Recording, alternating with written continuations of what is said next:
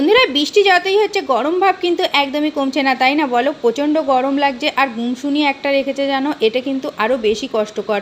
এমনি গরম একরকম, আর এই যে যে একটা বৃষ্টি হওয়ার পরে গরম রাখে গুমসুনি মতো, এটা কিন্তু প্রচণ্ড কষ্ট লাগে। আর তারপরে এই যে দেখো এখানে কিন্তু আমি মাংস নিয়ে বসে পড়েছি রান্না করতে। আর আজকে চন্দ্রমুখী আলু দিয়ে অনেক দিন পর মাংস রান্না করব, কারণ হচ্ছে এর আগে না এক বস্তা আলু যে কিনেছিল ওগুলো জ্যোতি আলু ছিল, আর তারপরেও আমার বর্মশাইয়ের একটা বন্ধু 15 কেজি মতো আলু দিয়েছিল, তো সেগুলো জ্যোতি আলুই ছিল, তো সেগুলো তো খেতে হবে, নষ্ট তো আর করা যাবে না। তার জন্য কিন্তু সেই আলুগুলোই এতদিনে শেষ হলো পুজো হতে। আর এই যে পুজোয় দেখো কত আদা রসুন পেঁয়াজ এনেছিল, আর এইগুলো কিন্তু এখনও রয়েছে।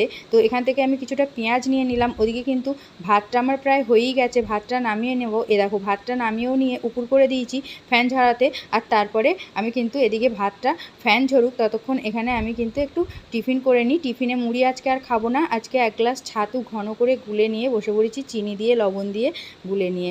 ব্যাস এই যে 1 গ্লাস ছাতু খেয়ে নিলাম। আর তারপরে কিন্তু ভাতের ফ্যানটা এদিকে ঝরেও গেছে, ভাতটা তুলে দিলাম। তারপরে দেখো এই যে মাংস এনেছিল আজকে, না বড় মুরগি কেটেছে মনে হয়, এত চর্বি হয়েছে মাংসটা, একদমই হলুদ হলুদ চর্বি মতো। আর এই এত হলুদ চর্বিওয়ালা মাংস খেতে আমার একদমই ভালো লাগে না, মানে তেল তেলে বেশি হলে না মুখ যেন কেমন একটা লাগে খেতে আমার। তো তারপরে দেখো খাওয়া দাওয়াও সেরে নিলাম, একটু আমের চাটনিও করে নিয়েছিলাম। তো কেমন লাগলো মিনি ব্লগটা? ভালো লাগলে ভিডিওতে লাইক